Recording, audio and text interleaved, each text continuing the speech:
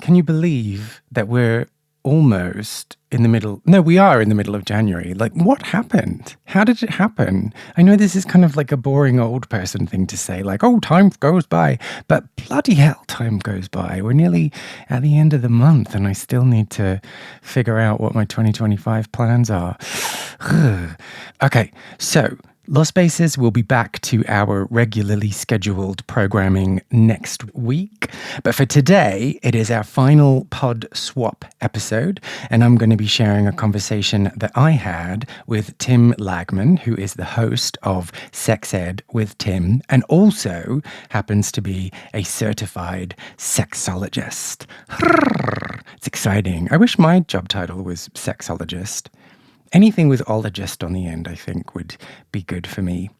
Anyway, as the title suggests, this show is all about sex and sexuality and exploration of sexuality.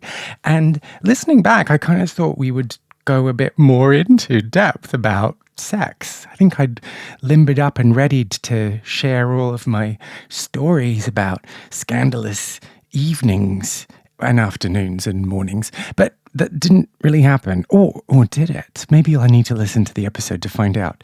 Anyway, I think that's enough from me. I hope you enjoy this episode of Sex Ed with Tim, and I will see you next week for more Lost Spaces episodes. Let's get into it. You're listening to Sex Ed with Tim.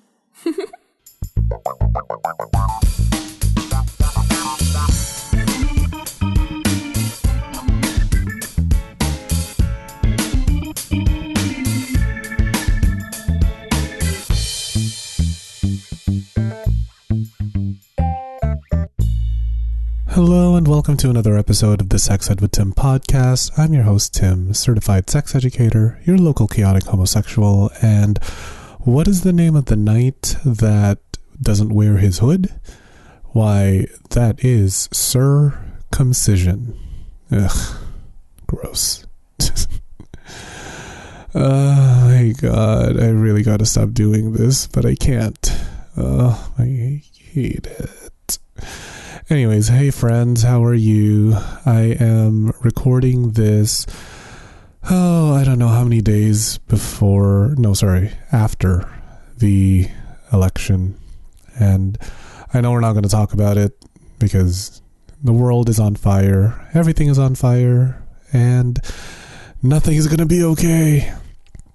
But I do hope that you're finding comfort in each other, finding comfort in jokes and comedy, and hopefully I can help you through that some way, somehow. With that really awful dad joke, I think I just made your day worse. I don't know, I'm so sorry. But I hope that the episode is going to help you a little bit.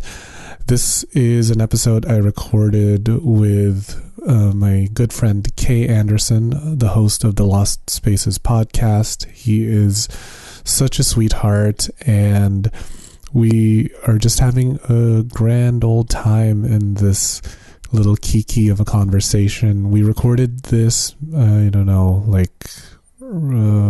November of last year, actually, or probably January of this year. I forget.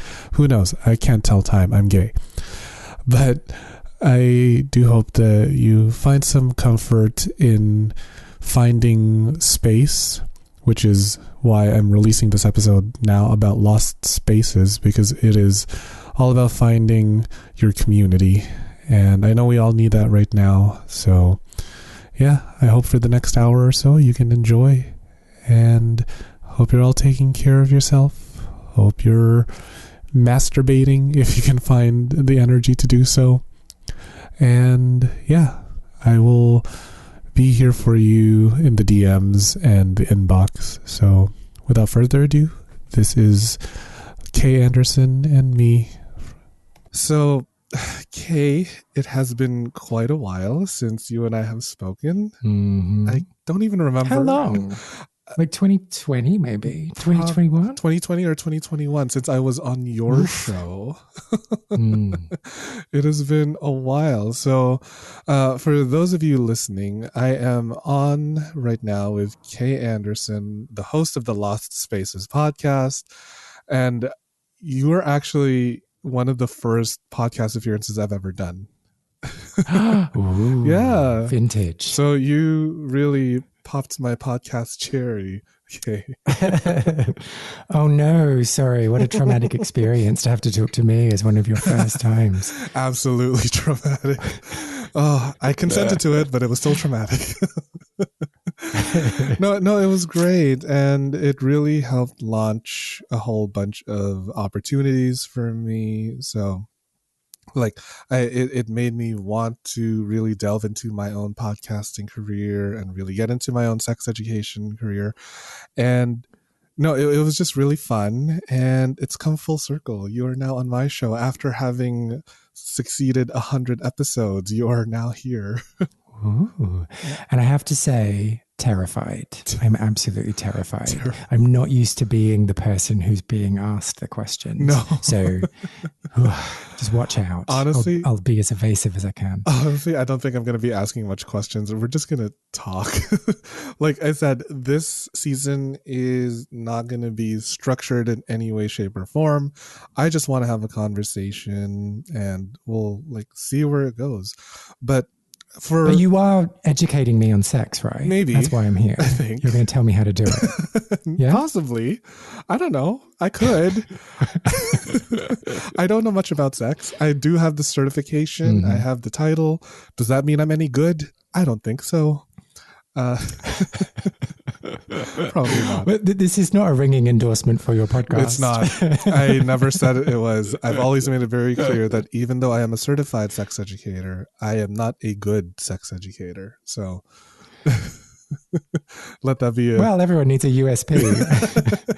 Let that be a warning for everyone that continues to listen to the show. But Kay, why don't you tell the listeners a little bit about Lost Spaces and why you started that? Sure. Okay, so Lost Spaces on the surface is a podcast that's about lost queer venues. And every week I talk to a different person about a venue that they went to in the past and find out through that as our jumping off point about who they are, what they've been up to, who they snogged, how having access to a space helped them to figure out who they are or helped them to navigate a particular part of their journey. Oh, I said journey. Sorry. That's really cheesy.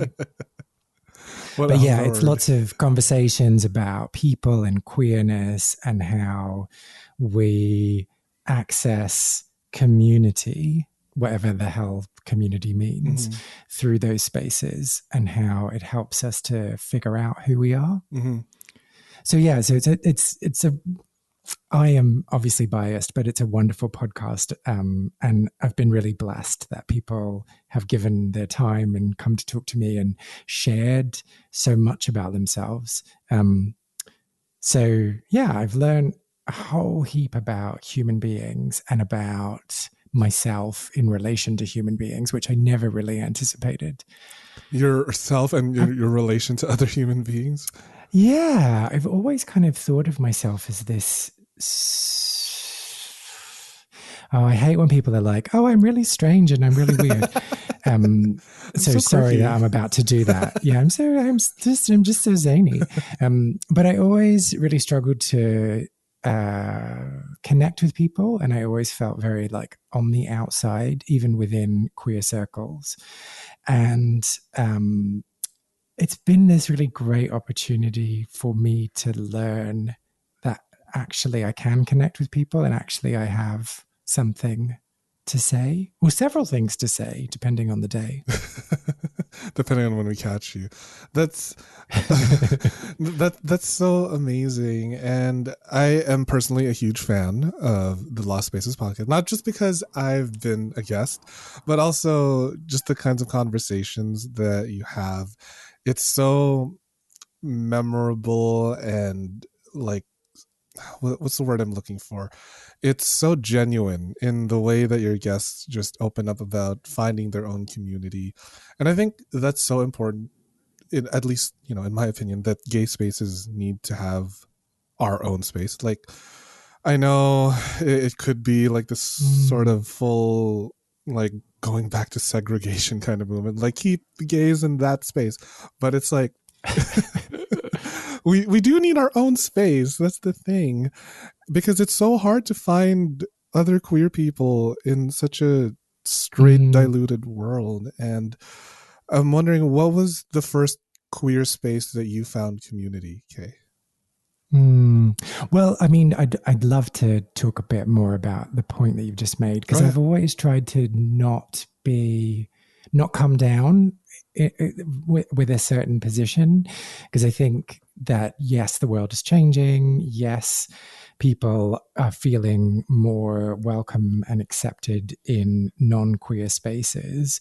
And I don't want to be like, well, that's a terrible thing. Fuck straight people, even though kind of I am sometimes. Yeah, and there is also the other thing that, I grew up in a time when it was less accepted. And so those spaces were hugely important to me, because I got to practice being myself, and I got to exist in spaces without second guessing and without looking over my shoulder and without thinking that someone might have a problem with me, which was my experience in all other realms of my life.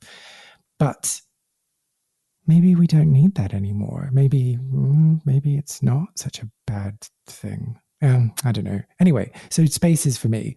I started to go out on the scene, a very tiny scene, when I was about 17. Mm-hmm. And I don't think... So I grew up in a city called Adelaide, which is in Australia. And at that time, there was one bar and one club. And I'm not sure which one I went to first. And maybe it was like I went to the bar and then I went to the club with my friend. Wait, hang on. What's the question? Your first queer space where you found community. Oh, okay. Found community. So the bar I never really went to all that often. The club was called Mars Bar, which is a bit confusing because it was a club, but it's called bar.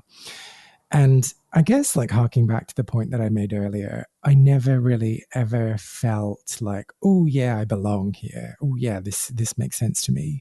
But it was still a vital space for me to spend time in and to be around other queer people. And the pool table, of course. It's always nice to have that pool table on hand. To bend you over or to play a little game. I'm wondering, because I know some information about Australia and its attitude towards gay people. Other than, like, the spiders are trying to kill you, the kangaroos, the baristas, everything in there is trying to kill you.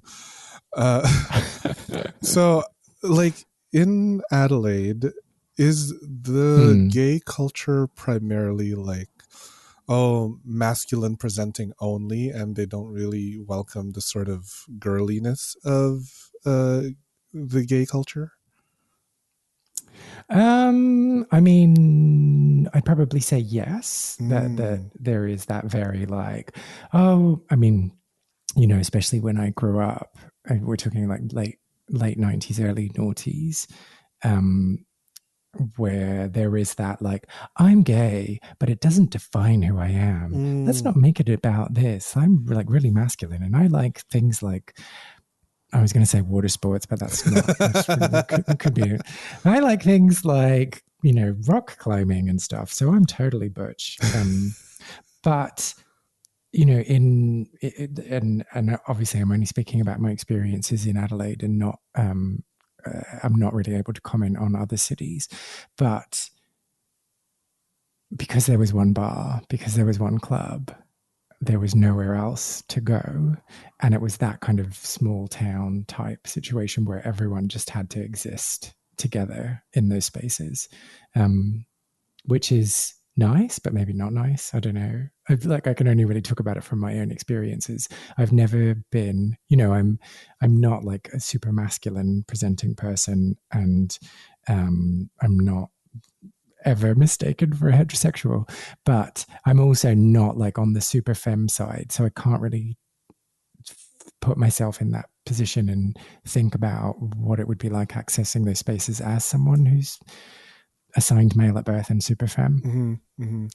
I get the same kind of comments because, like, if I didn't wear nail polish or makeup, I would look so... I wouldn't even say straight. I would look like a recluse. I look like a straight recluse? Yeah, just like an outlier of society. I'm just like disheveled. I've got something coming out of my mouth that's neither cum nor spit. It's some last night's dinner. Like, okay, that's my comfort zone. So I'm out in public in the most disgusting looking garb. Unwashed. Can I ask you a question? Yeah, then? yeah. So in my experience, so I'm a pretty skanky person, like, and I skip showers and I like hardly ever shave, and I'm always a bit like crunchy looking. But people always think that I'm well put together and clean. And I don't know if it's just that they're making an assumption about me because I'm gay. And so they're just like being like, oh, yeah, well, he must be clean because he's gay. Or if there's something else going on. So, yeah, I just wanted to get your reflections. I think it's that part because gay people, like, okay, I'm going to be objective here. This isn't even a subjective opinion. Gay people are just clean looking and hot. It's the God honest truth. We all look well kept, and it's almost like we just came out of the shower, freshly douched and ready to take on the world. And I want to debunk that stereotype right here and now. That I am gross. I am nasty.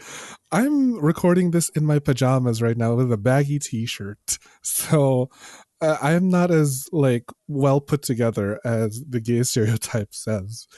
But yeah, it is such a funny yet kind of positive stereotype that we're always so clean and looking and put together. So yeah, it's super interesting because you just get away with so much. You can just be like proper skank and no one really questions it. Exactly. So maybe I should just be thankful. It's a nice association that once you're gay, you're always like smelling good, looking good, even though inside I'm like, I haven't showered in a week. It is, yeah, it's not correct. Well, I mean, you are saving the planet, though. I am, little by little. You need to hold on to that. Mm. I'm not using as much water as I am if I were to shower every day. Although, I don't know if that... Not spraying aerosols. No. Aerosols. Yeah. I said that wrong. Yeah, aerosols. I don't think I am saving the planet that much, even though like I'm using makeup all the time. So I'm always washing my brushes. So does it really help? Probably not. Wait, so do you wear makeup every day? Yeah, I do. Not right now since I'm at home. How long does it take?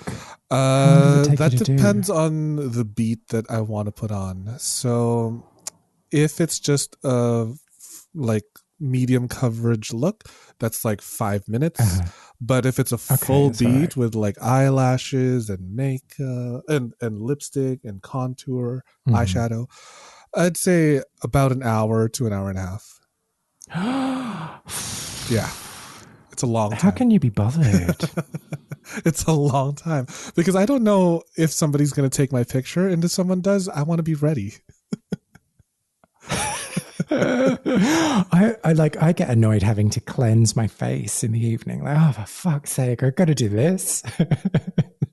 We'll be right back after this commercial break. Yes! Hey, you sick motherfuckers! I've got a special treat for you. Need a new toy to spice up your sex life? Head over to loveshop.ca/sexedwithtim and get yourself a cock ring, a dildo, a vibrator, or even a life-sized sex doll.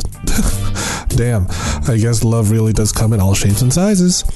Get 15% off your entire order when you use code SEXEDWITHTIM at checkout.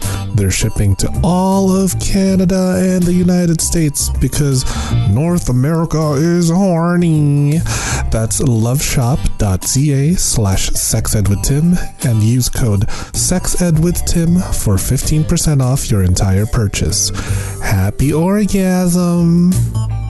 Do you like feeling sexy and looking sexy? Of course you do. Only my listeners are sexy as fuck. I have partnered with fetishwear designer Dale Kuda to bring you the hottest deals on custom jockstraps, harnesses, hats, and more. Head over to dalekuda.com, that's DALEKUDA.com, and use code SEXEDWITHTIM at checkout for 25% off the entire store. Yeah, you heard me. 25% off. And cherry on top, free shipping. Oh my god. I have a few of the stuff that he has made for me, and girl, I'm wearing it right now. I'm wearing like a little jockstrap so that I could easily just like slip a little butt plug or dildo every now and then here and there, and I'm on the train. I'm just like, thank you, Dale. That's dalekuda.com with the code SEXEDWITHTIM for 25% off your entire purchase with free shipping. With a deal like that, I swear I could come buckets, honey. The show is about to begin. Yes. I guess what I wanted to ask then, just more about Lost Spaces, is what are some of the more interesting conversations that you've had with your guests, or what are some of the things that you've taken away from? Like, for example, you recently interviewed a Drag Race queen, Pandora Box. So I thought that was really fun. Like, what were some of the things that you learned from her, or any other episodes that you really enjoyed recording? So I've done a few of the Drag Race queens. I'm trying for the whole set of people that are from upstate New York. So Pandora Box, Kasha Davis, and Darian Lake are all from the same city, and they all came up in the same scene. So that's been really fascinating because I've spoken to Kasha and Pandora, and just to get their reflections on their scene and their city, and like how things are interconnected is really fascinating. I think generally though, the observation I have and the thing that I take away the most is people's coming out journeys, because we talk about that quite a lot in understanding who they are and what their perspective is. And yeah, I mean, like, it goes without saying, no one's journeys, I said that word again, no one's experiences are the same. Everyone's on a slightly different track. But it's so interesting to get different people's perspectives and go through their thought processes when they realized and recognized a queerness within themselves and how they dealt with that. And, you know, I talk to people from all different countries, from all different age ranges. So it's just really interesting to get that perspective on how that changes or doesn't change, and how we're just such a product of our environments and what's going on around us, and just how much of that we soak in. And one more thing, recently I've been talking, I think I've only really had 2 conversations with people who are properly into kink and the kink scene. And I'm like one of those people who I'm not like particularly drawn to any kinks, and I'm a bit annoying in that I'll be like, oh, well, if you're interested, I'll do it. Like I'm quite open and happy to try it, but I'm just not, I'm not really that bothered. So those opportunities have never really presented themselves because I've never met and connected with anyone who is particularly into kink. But having, well, yeah, okay. Oh, have you got your hand up, or are you just adjusting? Sorry, I'm just adjusting my light. Sorry, I thought you were going me, hello, me. No. Sorry, I'm just adjusting something on my computer. Keep going. But talking to them and kind of getting their perspective on why they're interested in kink and how it, being really like into a particular scene with someone and having that going on, I'm not really quite sure what I'm saying, really centers you and like makes you present in the moment. It's something that I'm like, I could do more of that. I'd be really interested in experiencing that and thinking about that. So I think I might be going on the record to say I'm going to try and explore kink a bit more in 2024. But I might not, because I'm also lazy. That is valid, because kink does take a whole bunch of preparation, a lot of negotiation, finding the right people to explore it with. And I do recommend kink for those who want to explore a space safely. And it's not just for like healing. It's a fun place to get that childlike imagination with the adult reward. Reward, eh? Yeah. Yeah. And I think, so first of all, the barrier's expensive. It doesn't have to be, but it can be. I guess it doesn't have to be, but whenever I've been like, oh yeah, I'd be really interested in finding out about such and such, and then I go and look for whatever equipment I need, I'm like, well, fuck, I'm not going to do that now. And then, I guess second of all, like meeting someone or some people who you trust, it's a bit of a bother, really. It means I'd have to leave the house and go and talk to people, which is a bit exhausting. And the apps do not help with that exploration. Yeah. Are there no kink-friendly spaces in the UK? No, there are. I'm sure there are. There's been one in London that's recently closed down, so that's probably not a good example. No, that's a lost space, I guess. Yeah, I'm just thinking of, but like, there are definitely nights to go to and like things that I could attend, but I'm scared of people, Tim. I need a bit more courage. Liquid courage, if I may suggest. Just one little shot. I just need to go for it. Just need to do it. Yeah, it is very scary and it is very intimidating. So I don't blame you for getting nervous. Even I am still, like, most of the time I don't know how to flirt with men. I'm just like, oh, you're being nice to me. I don't know if you want to sleep with me or you were just opening the door because I was right behind you. Oh, yeah. Well, yeah, I'm no good at that. I'm like this really aloof person. So if someone is flirting with me, I'm like, oh yeah, what else? Yeah, cool. Yeah. And then I lose my chance because they figure I'm not interested and move on. Yeah. I'd rather someone just say it outright. Yeah.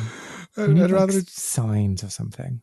Yeah, like just actual physical signs, not like yes. subtle body language signs. Fuck them. Yeah, so I actually just did this on another episode where I gave everyone a look into my sex survey. Mm-hmm. So it's a survey I have on Google that I send to men that I've slept with. And it's called "Was It Good for You?" And it's a questionnaire of things that did it go well? What could have done better? So, wow. What's the completion rate? Well, I have about 2,000 rows of Google Sheet answers. So what's the completion rate? I would probably say like 95% of people will participate in that survey, no matter how ridiculous it is, because I find that they just love a survey. So Wow. And yeah. and what's the most interesting thing you've learned through doing it? That I am kind of overdoing my Kegels. Some tops have said that I squeeze a little too tight. So I'm like, oh, okay. I guess I am too strong down there. So I need to loosen up a little bit. Interesting. Yeah. That was just one of the many things I've learned. I'm like, oh, okay.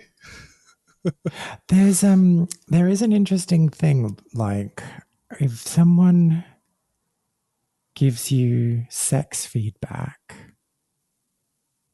and this is probably true of all feedback, but like what do you listen to and what do you not listen to? That is true. I guess that's up to the person, the individual. I mean, all I see is like what could have been done better. And say the person asked, "Oh, I wish you could have used more teeth." Then I'm like, that's not really my jam, so I guess I could not have done that.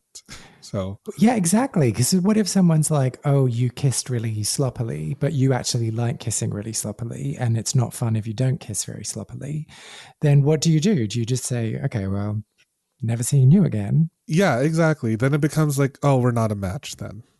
But what if everyone says that? Then it's time to reevaluate your sexual behaviors. I like sloppy kissing. No, I mean, people haven't too. fed back that they don't like it. It's just an Yeah. example. I do like, if you, when I say sloppy, as in like take your tongue out and wipe it across my cheek and then go right into my Okay, we mouth. have different definitions. Oh. Yeah, I'm very unhygienic. Yeah, my sexual behaviors I will say though that my sexual behaviors have been quite refined as I get older, because like now that I'm 31 years old, I'm not like I was when I was 21, right? Like I'm very much more, I just want to lay down. Experimenting less. I am just energetic. I'm experimenting less because I feel that I've experimented to the point where I know what I like and I don't feel the need to explore anymore. Yeah. But do you not think, like, you know how your taste buds change every 7 years, apparently? I mean, this is just something that someone's told me and I'm just stating it as though it's fact. But your taste buds change every 7 years. So you suddenly like eating olives, even though you didn't like eating them when you were a kid. I think it's the same with sex. Like there's tons of things where when you're a particular age, you're like, no thanks, I'm not really interested in that. And then when you get a bit older, you're like, oh, yes, can I shove my foot in there? I agree that my sexual tastes have changed and I believe that they will continue to change. It's just that right now at this moment, I know what I like and what I don't like enough to be discerning and know that, hey, if this guy wants it this way and I don't like that, then we're just simply not a match and time to move on. And it makes the hunt But how for big is sex his so dick much though? easier. Maybe I should put that as another question on my survey. Tell me again how big you are in inches or centimeters if you want. Don't get people to self-report. No, that's not going to be accurate. No, it's not. I mean, the same thing with like the Grindr statistics, right? Like how accurate is it? Like people labeling their positions. Oh yeah. I'm very cynical about that. Yeah. Yeah. Actually, let's go over that really quickly. So in Grindr Unwrapped 2023, there are countries that have identified as the highest percentage of tops. And I'll tell you right now, just tell me which one you think is number one. So you have Greece, China, Greece, China, Kenya, Myanmar, and Trinidad and Tobago. I think it's Kenya. Close. Kenya is second. It is Trinidad and Tobago as the highest percent of tops. Yeah. I want to understand their methodology. Like, is it just anyone who's ever logged in that country? And so does that include people who are on holiday? Or is it where you're registered? I think it's that. I'm picking this apart. Yeah, I want to know because I am very much a data nerd and I love data and I love the numbers, but I also want to know, does when they say highest percent of tops in Trinidad and Tobago, does that include people who are coming in and out of Trinidad and Tobago, or like the email address that it's registered in? Yeah, and is it just like there's 5 people who have an account there, and 3 of them happen to be tops? Yeah, exactly. There's only 5 people in Trinidad and Tobago who are tops, who are on Grindr, and all 5 of them just so happen to say top on Grindr. No, because wouldn't there be like, so in some countries where homosexuality is illegal, I don't really understand. Like you'd get Grindr on your phone, but is there a way of downloading it in another country? Am I just showing how like technically unsavvy I am?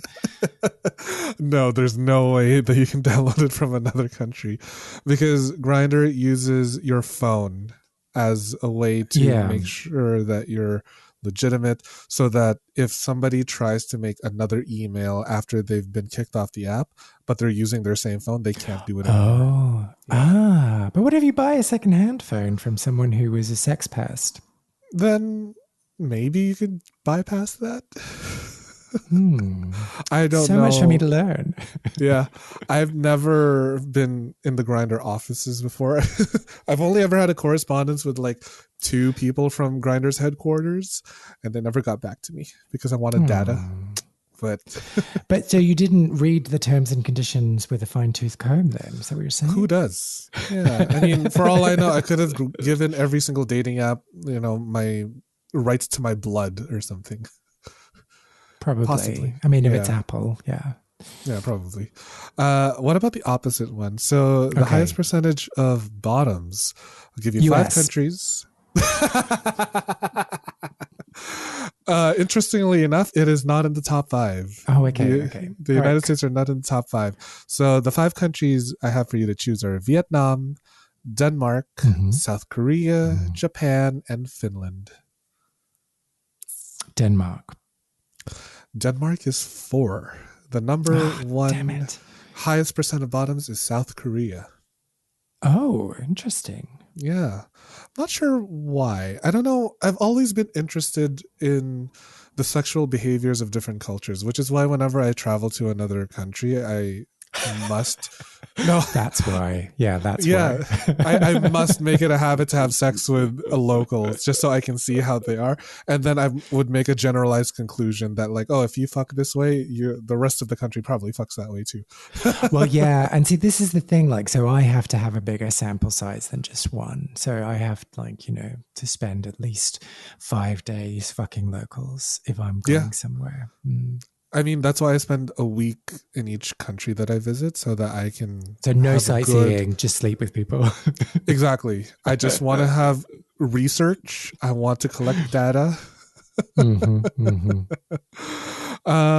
This might be fun. But picking up on your point, there's also something cultural about how honest people are. Like, if there is a country where people are more honest about, because there's less shame associated with a particular sexual position, then that's going to skew the data as well, right?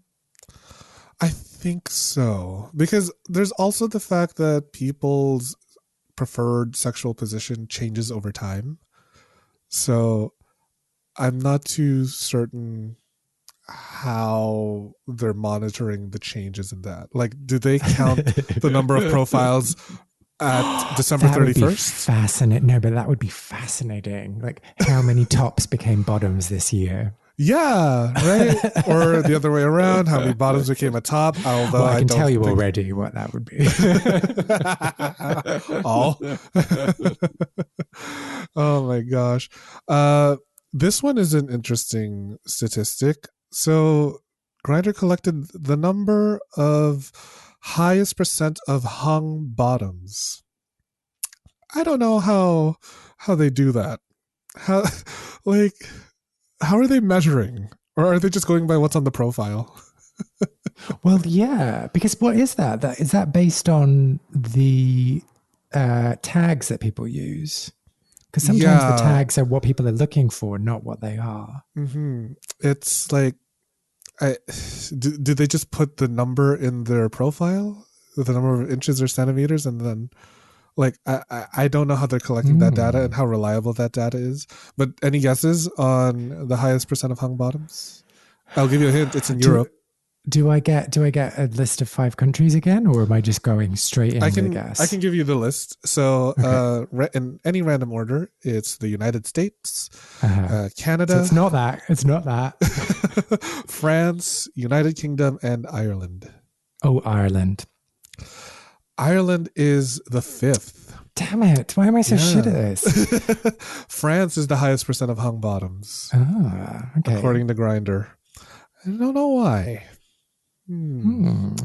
Yeah, I wonder, is it from all the cigarettes that they're smoking or the escargot? I think it's the wine they get served when they're kids. Yeah, when they're like 6 years old, and then they, the first time they take that sip of wine, they automatically go into a French noir film where they smoke out a window and everything is in black and white. What were we saying about stereotypes before? But there can be some good ones, but don't associate yourself with it. But if it's a good stereotype, then sure, go ahead.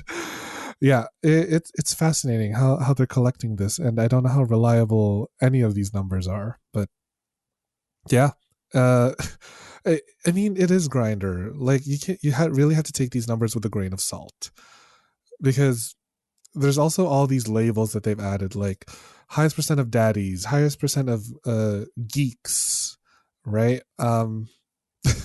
For whatever reason, they've also collected the data on hottest man of the year.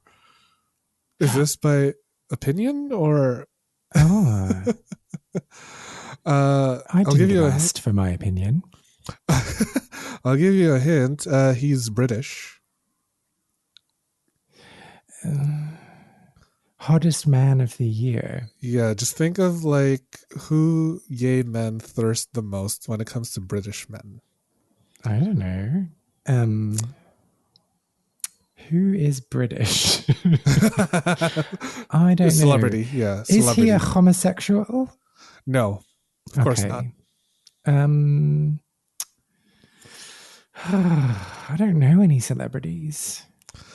Have you Is heard he an of actor? Yes, he is. You just said Henry. Is it Henry Yes. Cavill? Yes, Okay. that's correct. Is he British? Wait, Yeah. is he the Watcher? No, The Witcher. no, Yeah. The Witcher. Oh my God, he is so bad. What do you mean bad? Oh, just the way he talks in that TV show just really just pisses me off. He's Oh, like, oh yeah, I've never seen going it. to the thing. Oh, he's like this kind of really like sultry nothingness kind of person all the time. So like, oh, I don't know what's going on. Blah, blah. Yeah, not for me. Sorry, Henry. I disagree with your placing. I have no like baseline of Henry Cavill acting because I've only ever played the Witcher games, so I'll take your word for it. He is objectively a good-looking man. Yeah. He's just boring, and I prefer people not to be boring. That I don't think he has much of a personality. Like, okay, I'm one to talk, but because the hottest British man for me is Tom Hiddleston, and like if he wasn't tall and if he wasn't acting, I would not be paying attention. Yeah, I might need to look up this person. I thought he was short. Is he Spider-Man? He's not Spider-Man. He's Loki in the Marvel movies. Okay. Yeah. Yeah, okay. Oh, I know who that is. Okay. Yeah, he's quite tall and like beautiful accent. And I don't think I would have been interested in him if he wasn't like that. He's, what is it, 1.87 meters. That's like 6'2". I'm pretty sure that's 6'2". Yeah. I think it's shorter. Oh no, it's totally ruined my crush on Tom Hiddleston. I think it might be 6 foot. I think it might be 6 foot. Probably. Well, everyone's tall for me because I'm How demure tall 5'7". are you? 5'7". Yeah. God, I would just assume everyone's the same height as me. Wait, what's your height? 6'2". Yeah. No, I'm very short. Ah, But wow. tall men seem to like the shortness of it. I see. Yeah, because I become like this perfect like height to nuzzle in their chest. Oh, so in the grinder stats, is there like the average height of a bottom and the average height of a top? Because that would be super fascinating. That would be interesting. I don't think it has stats on height, which is Well, that's really rubbish. Grinder, Yeah. you need to step your game up. exactly. Like I mean, that would they've actually already- be something that would be easy to crunch. Like that wouldn't be this made up nothingness. Yeah, right. Like at least, well, then again, people can be lying about their height on their profile. Well, yeah, and they can be lying about their sexual position as well. But Yeah, exactly. Oh, going back to sexual positions, do you know which country has the highest percent of versatiles? Of the countries. Vatican City. Oh no. Close, but it is in Europe. So Greece. you've got Slovenia. no. Okay. A little more north, but let me give you the countries sorry. here. You've got Germany, Finland, Hungary, Austria, and Australia. Okay. Hungary. It's Finland. Oh, fuck. I haven't got one right yet. No, but that's quite all right. Finland is the highest. Although for the UK, you do have the highest number of gays who like vanilla. So, Well, yes, that's something to be proud of. yeah, so UK men, please come my way. I'm all for vanilla because I am boring now. But so is vanilla, just so I'm clear, is vanilla like there's still penetration in vanilla, right? It's not just like Yes. frottage. So here's the thing when it comes to the kink and vanilla conversation. Vanilla and kink, there starts to be this sort of gray area. It's very thin, but it's still very much gray in that like what gets to be considered fetish, what gets to be considered vanilla. Because for me, I would consider a foot fetish or an armpit fetish very vanilla. However, for another person, it could be like, oh, that's too kinky for me. Yeah. So then, who gets to gatekeep what is vanilla and what is kink? Oh, yeah. See, because I would probably say an armpit thing is more vanilla than a foot thing. Right?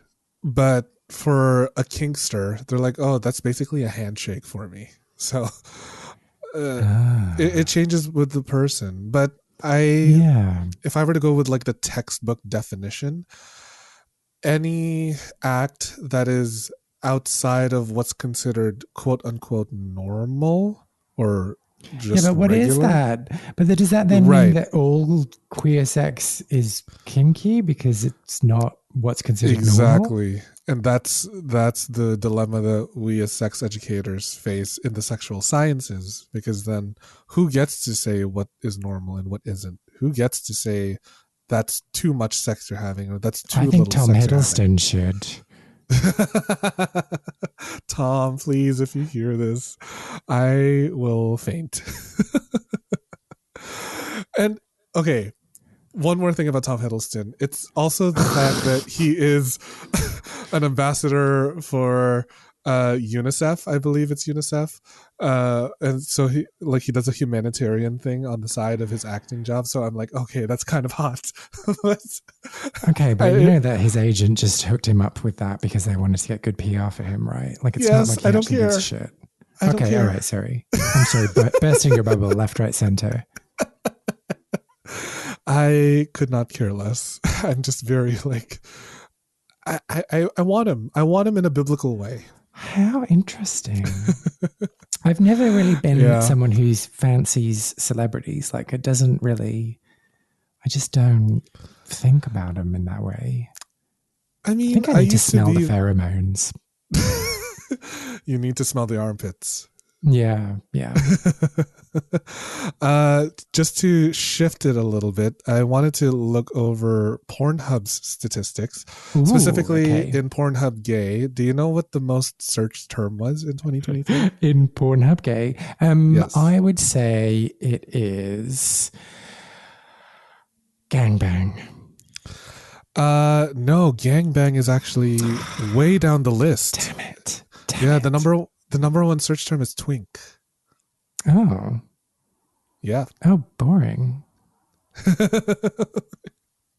Gangbang is actually number 15 on the list. 15. most What are searched. people doing? Yeah, right. It was very strange to see that my race was the third most searched gay term, Filipino. So Filipino, really? yes, How interesting. is the third most searched term in Pornhub Gay. Do you know Is there what something the I most, don't understand then about that? honestly, Is there like a I'm special? No, okay. I'm not sure. But I will say that to back up this statistic that it's the most third search term, I was highly sought after as a sex worker because of my race. Interesting. And I guess it was coming from like a fetishy kind of place, which I'm like, yeah, in hindsight, it was a little racist, but I was also doing it because I allowed it to happen. Yeah. Like this was my permission and they paid me. But was it that people were looking for you because you were Asian or because you were Filipino specifically? Yeah, it was because I was Asian. Uh-huh. But because Filipinos look very like ambiguous when it comes to Asia, Do you think? we can, yes, because I have been mistaken for Japanese, for Chinese, Indonesian. I've also been mistaken as Mexican. But is that not just So- because of white people? Yeah, well, also most of my clients were white because Yeah. they're the ones we're that had just money. ignorant white people. Like, Yeah, it's not that was it. necessarily because, okay, anyway, okay. I can only speak from my experience, but that was, Hmm. at least that's the conclusion I came up with. So there isn't like a specific type of porn that comes out of the Philippines that I just don't know about. Okay. Oh, how interesting. How interesting. Because, there was that time when lots of porn came out of Hungary. And so people were like really obsessed with porn stars from Hungary. What happened to all those porn stars? I thought it would be the Czech Republic. Oh, maybe it was the Czech Republic. Oh, yeah, Yeah. maybe I'm getting confused. Czech Hunter. But yeah, there was like a time. So like I can kind of get, even though people from Hungary, oh God, I might get in trouble for saying this. I don't think that they are recognizable as Czech or as Hungarian. I don't think so. You could just be like random Eastern European. But those were, okay, I should just shut up really. Anyway, so on Yes, to the next question is what you were talking about. So, what do you think is the most viewed gay category? Not search term, but category. Oh. Can you give me a clue about what a category is? That's So different to search category, term? yeah. So category could be like the term for ethnicity. So like categories such as Asian or Black or Latino, cum shot, college, big dick, bareback. Okay. Oh, So I think it's bareback. Oh, I'm going to give you one more chance. That bareback is damn it. actually a little lower down the list, but I'm going to give you a hint. The most viewed gay category follows the trend of why Henry Cavill is the hottest according to Grindr. Boring white man. Close, straight guy. Oh, Yeah. see, I just do not get this. Why are people looking up twinks and straight men? How boring. I have always wondered why gays have been obsessed with straight men. And I think it's because of the allure of the unattainable. Because we never will get with them. And the unattainable is taboo. So it's just nice to fantasize about it. This is Yeah, a I don't very know. like unfinished thought and just a hypothesis, but that's probably why. Yeah, and I can kind of like get it in theory, but in practice, if you did manage to like lure them or seduce them or whatever, they are going to be so shit at sex. Like it's going to be the most boring sex you've ever had. So why? Why bother? Go for someone who knows what they're doing. I will be honest that as like back in my sex worker days when I had clients who were quote unquote straight, they weren't the best. But in their defense, they've never had sex with another guy before. So I guess I can kind of give them a little leeway. But those straight men who hired me, the more they hired me, the better they got at it. But that was because of my coaching. But again, not really the best at it. So what you're saying is if there's anyone who's listening that has a straight guy fetish, they need to send that straight guy to you for training before they get off with Correct. that straight guy. That is Okay, correct. All right, cool. Yeah. So you heard him, people.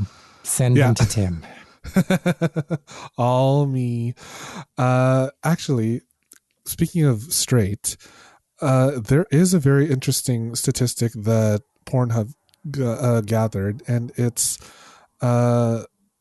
what women have been searching on Pornhub, and they have been searching more gay porn than anything. Yeah, and I can tell why. I would like guess that because they're not seeing a woman that's being like exploited or whatever else. It makes them feel comfortable to watch just gay porn. So I totally understand, but it is interesting. Yeah. I can't imagine being a heterosexual woman and then watching that type of porn that's made for the heterosexual male gaze, because even like if I stumble upon it, because Pornhub is so annoying, like like whenever you go on, it's always just shoving straight porn in your face. When I see it, I'm just like, this does not feel good. Like this does not feel right. It just feels like really is one of those like how it's made kind of videos from the Discovery Channel. Like everything is the nuts and bolts. It almost looks like the Food Network at times. Like no one looks like they're having a good time as well. Like it's just like, oh, ugh. But maybe that is what straight sex is like. Maybe it's not fun. Straight sex is just not fun. Nobody's enjoying it. Like I've who never am had I it. to So. argue? Yeah. And like, is everyone just miserable? Is that why straight people are miserable? I think so. 'Cause nobody's enjoying the sex they're having. And also, like, why does it always sound like they're shouting at something? And like, okay, we can dial it down a notch. That's a little much. And so says Yeah. Tim. Yeah, no, so says me, right? The one who is always giving too much, giving so much of myself and exposing myself for the world. Oh my goodness. Well, that's it for 2023, Kay. 2024, I believe, I hope it just gets better. I hope it does. Too. Do you think there's going to be any new trends in Pornhub watchery or Grindr downloadery? Honestly, I think the more things try to change, the more they stay the same. As the old adage goes. Oh, actually, that just sparked something for me. Yeah. Sorry, that just sparked something for me. Is there stuff about people who identify as sides in the Grindr Yes. thing? Because I wonder if that's going to go up in the next year. I think it will. There is. So let me pull up the side statistic here. Where is it here? Passive. Oh, no, it's a little down the list further. Best album, highest percentage of relationships, verse. Leather Lovers is here.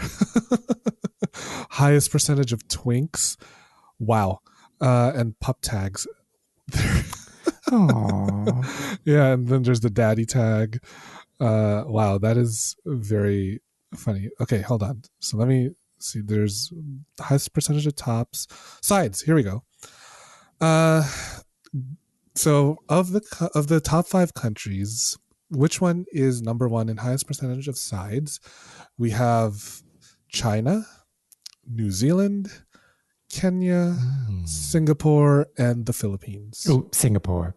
Correct. Yes. Yeah. Yes, I did it. I managed it. You finally got one. I finally got it. Yeah, Singapore. But it doesn't say what the percentage of all users identify as side, does it? That's right. So it's only got the highest percentage, I guess, in the world. Mm-hmm. Yeah. So there are many people identifying as sides, and I kind of love that for them, because honestly, sometimes penetrative sex is not all as it's turned out to be. So good for you. Even though I continue to engage in it and I will never stop, but sometimes there are just days where I don't feel like it. So good for the sides. Yeah, I think maybe in coming into 2024, there may be more of more avenues for exploration and expression. At least I hope. For you or for everyone? For everyone. I wish that for everyone. Because let's be real, I've already explored enough. Although I'm going to be putting my foot in my mouth when I say that. So you do. You need to continue to explore and grow. That's part of being a human true. being. That is true. Sometimes I feel like I've already done too much exploration. Sometimes I feel like I haven't done enough. Like whenever I'm in a queer space, am I too gay or am I not gay enough? Do you think that? Sometimes I do. Sometimes, because like I actually do not know which subcategory of gay I fit in. Oh, yeah. Wouldn't it be nice? Like, see, this is the thing. Like, I know I bag on twinks, but it would be really nice to be like, yeah, I'm a bear. Or yeah, I'm a twink. Oh, yeah, I'm this. And then like to never, ever deviate from that. And to just be like, that's who I am. That's my identity. Yeah, but I don't want it to be just one label as my identity. You know? Yeah, I mean, like it's super boring, but it would also be really convenient. It would be very convenient if I could just like have a label to stick to and then kind of like base my aesthetic around, not my personality, but my aesthetic around that. So like I've bounced around between bear and jock and nerd/geek, but I'd never felt comfortable sticking to just one. But I also think like nerd/geek, like that's just not really like that. It's just not really like a thing. Like, because it's so broad. Like you could be a geek about so many different things. Like there's nothing that coheres that as a community. There is a term that I came across a couple years ago, gamer, GAYMER. Oh yeah. Yeah. Yeah. So that's definitely up there. So I identify as gamer. Oh, there you go. So there you've got your tribe. My favorite thing is when people get to the age where they can identify as a daddy, and then they're like, I'm going to lean in fully to this daddy thing. I think it's quite hilarious that people like have never ever had dom tendencies or anything like that in the past, and then suddenly they're like, well, I guess this is it for me. I have embraced my daddy era the moment I saw one gray hair sprout from my chin. Oh, don't I hate it. I hate it so much. I've embraced aging. No, aging is fine. I just hate this whole thing of like, well, I guess you're a daddy now. Like, no, like you don't get to say that. Anyway. I know, because daddy is a state of mind. I think so. But like, oh yeah, I mean, this, I know I've just made fun of it, but like this whole kind of notion that we are perpetuating these heteronormative ideals in like the older man and the younger man. The older man has to be the dominant one who's the top, and the younger man has to be this naive wood fairy who's passive and just goes along with what he's told. Like, I just think it's just so boring, and just so reductive. It is. I've called so many things boring today. Sorry. Well, no, because they are. And I feel like we need to start changing the narrative and some of the subcultures, because it's so overplayed. The older rich man and the younger experimental boy. Like, okay, can you show me something that I haven't seen in a porn before? Like, yeah. And like just this notion that everyone is one thing. Like everyone has to pick something and be that one thing. And I know I've just said that it would be really nice if I fit into one category and I felt like comfortable just being like, yeah, but this is it. This is my stamp. But actually it's so boring. It's just so ridiculous that people will be like, I am this one thing and that's it. That's my whole personality. Do you have any sort of things to look forward to in 2024, Kay, when it comes to either the show or more queer spaces that you hope to find? I don't know. So at the start of the conversation before we recorded, I was moaning about how I'm not quite in 2024 yet. So I probably will just repeat that. Like I haven't quite arrived and I'm still a bit grumpy about the year ahead. So there's nothing for me particularly to get excited about and say like, yay, but let me just backtrack actually. Let me just say that this year I'm looking forward to having more conversations once I get the train on the track and once I get going, and yeah, just further developing the show and further connecting. Hello again, it's me, Tim.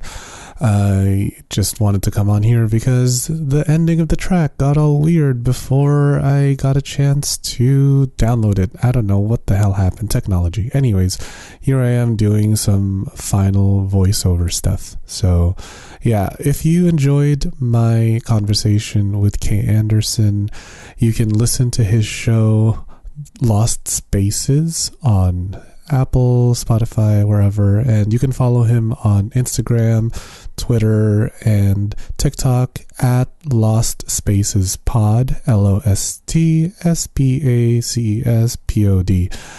So I say this with so much love that I hope you're all going to survive out there. And if you made it this far into our chaotic ass conversation, thank you so much. Your support means the world. And I can't believe that it's because of you guys that we got not 1, not 2, not 3, but 4 nominations at the Canadian Podcast Awards. So thank you so much for that. I'm going to include a link in the show description on how you can vote to make this your people's choice. It's very easy. It only takes 15 seconds to vote. And yeah, I am just so thankful. And if you want to show the love, please give me that vote. I want to win so badly because I didn't win last year. But now I'm up for 4 categories. So maybe this is our year. Anyways, thank you so much for listening to another episode of the Sex Ed with Tim podcast. Do not forget to rate, review, and subscribe, and I will see you all at the next episode. Okay, bye. Mwah. Thanks for listening to the Sex Ed with Tim podcast. Sex Ed with Tim is created and produced by me, Tim Lagman. Music is Aces High by Kevin MacLeod. Follow me on Twitter and Instagram at GaySlutClown and at Sex Ed with Tim. You can also like and follow me on the Sex Ed with Tim Facebook page. If you enjoyed the show, please rate, review, and subscribe on Apple Podcasts, Spotify, or wherever you get your podcasts. Thanks for all your support, you dirty little slut. Mwah.